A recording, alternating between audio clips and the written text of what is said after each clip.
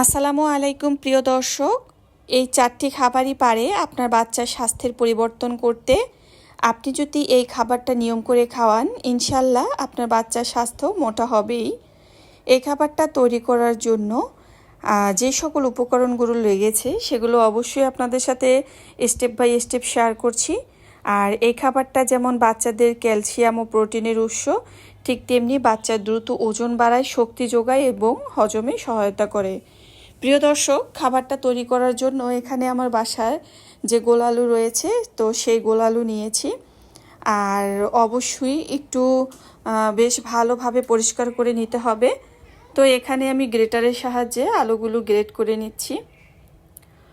প্রিয় দর্শক, এখানে আপনারা বাচ্চার খাবারটা তৈরি করার জন্য আলু ব্যবহার করবেন। আর এই গোল আলু যদি না থাকে, তার পরিবর্তে কিন্তু আপনারা মিষ্টি আলুটার ব্যবহারও করতে পারবেন। মিষ্টি আলু কিন্তু বাচ্চার ওজন বাড়াতে জাদুর মতো কাজ করে। প্রিয় দর্শক, আমরা অনেকেই ভাবি যে বাচ্চাকে আসলে কোন ধরনের খাবার খাওয়ালে বাচ্চার ওজন দ্রুত বৃদ্ধি পাবে। তো এমন কিছু খাবার রয়েছে যেগুলো নিয়ম করে খাওয়ালে কিন্তু বাচ্চার ওজন বেড়ে যায়। আর আমি একপাশে আলু গ্রেট করে রেখেছি, আর এখানে ব্যবহার করেছি একটা মুরগির ডিম। মুরগির ডিমের পুরোটাই ব্যবহার করেছি, যেহেতু এই খাবারটা কিন্তু আপনারা 8 মাস বয়স থেকে বাচ্চাকে খাওয়াবেন, এই কারণে পুরোটা ব্যবহার করেছি। যদি আপনারা সাবুদানার সাথে আলু দিয়ে খাওয়াতে চান, ডিম ব্যবহার করতে চান, সেক্ষেত্রে কিন্তু 7 মাস থেকে শুধু ডিমের যে কুসুম সেটা ব্যবহার করবেন। এরপর চলে আসলাম রান্নার জন্য এখানে আমি কড়াইতে ঘি দিয়ে দিয়েছি। আর ঘি যেহেতু স্বাস্থ্যকর ফ্যাট, এটা বাচ্চার স্মৃতিশক্তি, ওজন দুই বাড়াতে জাদুর মতো কাজ করে। খাবারটা যেহেতু ডিম দিয়ে রান্না করা হবে, আর এই কারণে সুন্দর একটু ফ্লেভারের জন্য একটা এলাচি দিয়ে দিয়েছি। আর এই তো গ্রেট করে রাখা আলু, এটা কিন্তু আমি এমনিতে নর্মাল পানিতে ধুয়ে নিয়েছি। তো এই অবস্থায় আমি ঘিতে কিন্তু আলুটা একটু ভেজে নিতে হবে। এভাবে আলুটা হালকা ভাজা হয়ে গেলে এখানে সামান্য পরিমাণ লবণ দিয়ে দিব। আর যে সকল বাচ্চারা লবণ খায়, অর্থাৎ 1 বছর থেকে বাচ্চার খাবারে লবণ যোগ করবেন। আর 8 মাস 9 মাস বয়সে কিন্তু বাচ্চার খাবারে লবণ না দেওয়াই ভালো। তো এই তো আমি এখানে একটু হালকা করে ভেজে নিয়েছি এবং এর পরবর্তীতে কিন্তু আমি লবণটা ব্যবহার করেছি। তো লবণ দিয়ে কিন্তু আমি এভাবে যে রান্নাটা করে নিচ্ছি। আর এখানে কিন্তু পর্যাপ্ত পরিমাণে পানির ব্যবহার করব। আপনি যদি আপনার বাচ্চাকে গরুর দুধ খাওয়ান, সেক্ষেত্রে আপনারা চাইলে কিন্তু এখানে গরুর দুধ দিয়েও কিন্তু খাবারটা রান্না করে দিতে হবে। প্রিয় দর্শক, আপনি যদি বাচ্চাকে গরুর দুধ খাওয়ান, 8 মাস 9 মাস বয়স থেকে যে কোনো খাবারের সাথে সামান্য পরিমাণ গরুর দুধ মিশিয়ে খাওয়াতে পারবেন। আর যদি সরাসরি খাওয়ান, সেটাও 1 বছরের পর থেকে। প্রিয় দর্শক, এরপরে আমি কিন্তু এখানে সাবুদানাও ব্যবহার করেছি, যেহেতু সাবুদানা দিয়ে বাচ্চাকে খাবারটা তৈরি করে দিচ্ছি। আর সেই সাথে রয়েছে আলুদানা। তো আমরা জানি যে আলু আর সাবুদানা কিন্তু এটা বাচ্চার ওজন বাড়াতে জাদুর মতো কাজ করে। আর এই রান্নাতে অবশ্যই এখানে আমি একটা ডিমের ব্যবহার করেছি।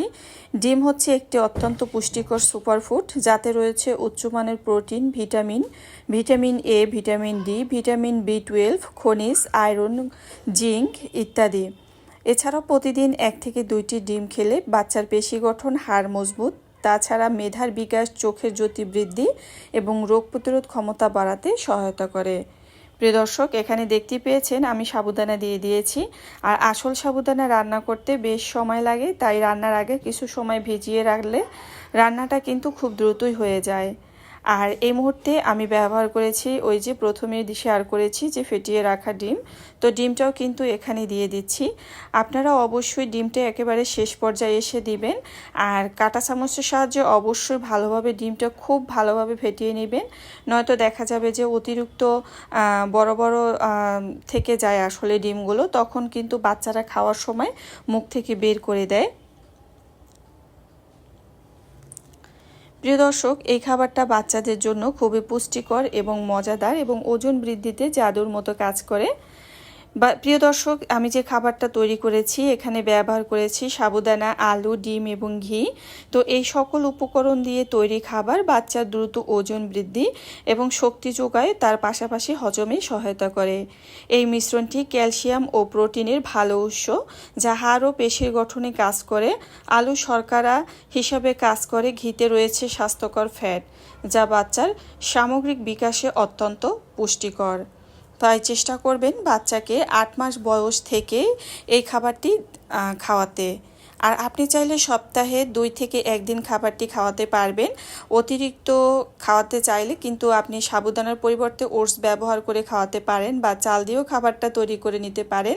তবে দৈনিক খাবারে বাচ্চাকে সাবুদানা দিয়ে খাওয়ানো যাবে না। আর অবশ্যই এখানে কিন্তু বাচ্চার খাবারে খেয়াল রাখবেন। আপনার বাচ্চা যদি লবণাক্ত খাবার পছন্দ করে সেক্ষেত্রে মিষ্টি ব্যবহারের কোনো প্রয়োজন নেই, অর্থাৎ তাল মিষ্টি ব্যবহারের কোনো দরকার নেই। এতক্ষণ সাথে থাকার জন্য অসংখ্য ধন্যবাদ। আল্লাহ হাফেজ। আসসালামু আলাইকুম।